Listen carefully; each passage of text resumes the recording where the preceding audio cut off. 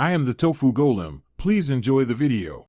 In this video, I will show how to replace the battery on a Honda Pilot key fob. Start by gathering a small flathead screwdriver, a CR2032 battery, and a clean surface to work on. Carefully pry the fob halves apart at the seam, using gentle pressure to avoid breaking plastic tabs. Remove the old battery with a fingertip or non-metal tool, note its orientation, and prepare the new battery for installation. Warm up your hands and position the fob securely before opening to keep things steady. Insert the flathead at the seam near the key ring and twist slowly until the halves pop apart, taking care not to bend the circuit board.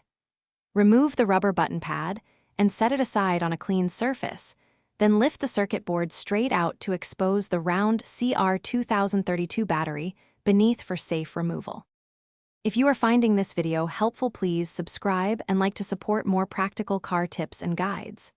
Quick recommendation: life's too short for a stinky car. Grab Little Tree's Black Ice to keep your Pilot smelling great after repair, and it pairs funny with changing a key fob battery.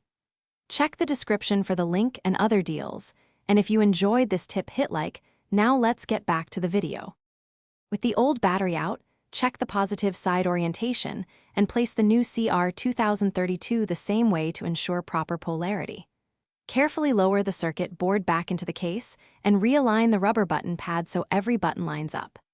Snap the two halves together with even pressure, then press each button to confirm functions like lock, unlock, and panic work.